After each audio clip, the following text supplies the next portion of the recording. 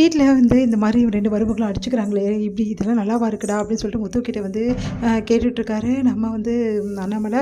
அண்ணாமலை கிட்ட வந்து முத்து வந்து நடந்த விஷயத்தையெல்லாம் சொல்றாரு. இந்த மாரி வந்து எல்லாத்துக்கும் காரணம் அம்மா தான். அம்மா தான் இந்த மாரிலாம் வந்து பிரச்சனை பண்ணி விடுறாங்க. 2 பேரும் வந்து ஒத்துமையா இருக்கிறது அம்மாக்கு பிடிக்கல. அதுக்கு தான் நாங்க ஒரு பிளான் பண்ணோம் அப்படின்னு சொல்லிட்டு நடந்த விஷயம் சொல்றாரு. இந்த மாரி முத்து, மீனா வந்து சுதியும் வந்து நம்ம ரவியும் பார்க்க போயிருப்பாங்க. அங்க வந்து என்ன பண்றாங்க, எல்லாரும் சேர்ந்து முடிவு பண்றாங்க. நீங்க 2 பேரும் அடிச்சுக்கிறதுக்காக தான் அம்மா இந்த மாரி வேலை பண்ணியிருக்காங்க. அதனால தான் ஸ்ருதியோட அம்மா கிட்ட வந்து பேசியிருக்காங்க. ஸ்ருதியோட அம்மாவும் வந்து மீனா வந்து திட்டியிருக்காங்க. இதுக்கெல்லாம் காரணம் அம்மா தான்.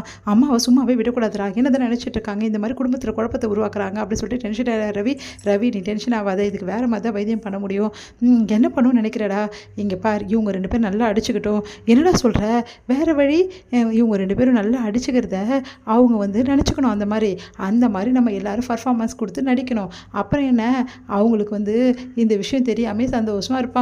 அப்புறம் என்ன நம்மளுக்கு இந்த மாரி பிரச்சனையே குடுக்க மாட்டாங்க அப்படின்னோனே, டேய் இதெல்லாம் நடக்குமாடா? கண்டிப்பா நடக்கும். நீ வா அப்படின்னு சொல்லிட்டு, சரி முதல்ல நான் போறேன் அப்படின்னு சொல்லிட்டு ரவி போறாரு. சண்டை போடணும்னு நினச்சிக்கினியாப்பா? உள்ள ஸ்நாக்ஸ் சாப்பிட்டுட்டு வந்தோம்ப்பா ஜாலியா அப்படின்னோனே, டேய் இதெல்லாம் எதுக்குடா? வேற வழி?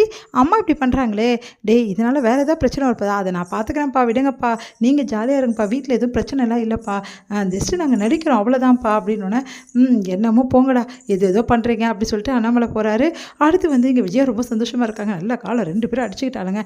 இதுக்கப்புறம் அப்பா நிம்மதியா இருக்கு அப்படின்னு சொல்லிட்டு நினைக்கிறாங்க. இங்க ரோகிணி போயிட்டு அவங்க அம்மாவ பார்க்குறாங்க. அவங்க அம்மாவுக்கு ரொம்ப சீரியஸா இருக்கு. அத பார்த்து அதிர்ச்சி அடைகிறாங்கன்னு அவங்க அம்மா போய் பார்க்குறாங்க. என்னாச்சும்மா உனக்கு அப்படின்னு சொன்னோன்னே, உடனே வந்து கூட இருக்கவங்க வந்து சொல்கிறாங்க, அவங்க ரொம்ப மயங்கி விழுந்துட்டாங்க. அவங்க நிறைய பிரச்சனை இருக்குங்க. இப்படி தனியாக விடுறது தப்பு இல்லையா அப்படின்னு சொன்னோன்னே, நான் என்ன தான் பண்ணுறது? இதுக்கப்புறம் அம்மா வந்து எங்கேயும் போவேனா, என் கூடவே இருக்கட்டும் அப்படின்னு சொல்லிட்டு முடிவு பண்ணுறாங்க. சரி எப்படி வச்சுக்க போகிற என்ன? உன்னால முடியாது ரோகிணி, வேணாம் சொன்னா கேளுன்னு அவங்க அம்மா சொல்கிறாங்க. அதெல்லாம் கிடையாது. இதுக்கப்புறம் நீயும் வந்து கிருஷ்ணும் என் கூடவே இருந்துருங்க. உன் வீட்டுக்கு எப்படி நான் வர முடியும்? என் வீட்டுக்குன்னா என் வீட்டு கிடையாது. நான் வாடகை வீடு பார்த்து நான் இங்கேயே வச்சுறேன் பக்கத்துலேயே. இதுக்கப்புறம் நீ வந்து தனியாக இருக்க வேணாம். இந்த மாதிரி நிலைமையில நீ எப்படி கிருஷ்ண பார்த்துப்ப? நானே பார்த்துக்கிறேன் அப்படி சொல்கிறாங்க ரோகிணி. ஓடி வந்து ரோகிணியை கட்டிக்கிறாங்க. அம்மா அப்போ உன் கூடவே நான் இருக்க போகிறேனா? இதுக்கப்புறம் உன்னை விட்டு பிரிய மாட்டேங்கிறா அப்படின்னோடனே, ஆமாடா அந்த வீட்டுக்கு நான் வரப்போகிறேனா?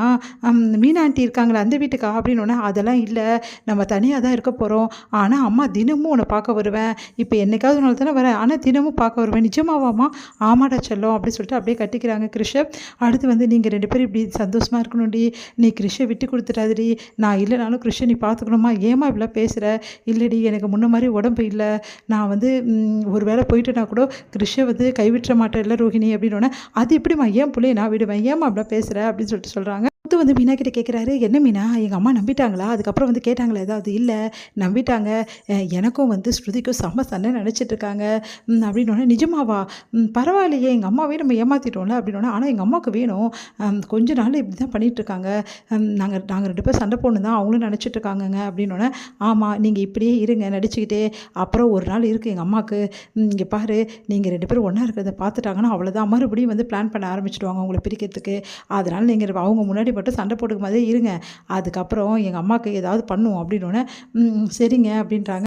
ஒன்று மீனா அந்த ஸ்ருதியோட அம்மாவுக்கும் ஒரு வழி பண்ணணும். எப்போ பார்த்தாலும் வந்து ரோட்டில் வச்சு உன்னை வந்து அந்த திட்டிருக்காங்க. அவங்கள சும்மாவே விடக்கூடாது. ஸ்ருதிக்காக தாங்க பார்க்க வேண்டியது இருக்குது. அதுக்காக அவங்க அம்மாவை சும்மா விட்டால் உன்னை எப்போ வேணாலும் பேசுவாங்க. அவங்களுக்கு நான் ஒரு வழி பண்ணுறேன் அப்படின்றாரு. இதோட முடியுது.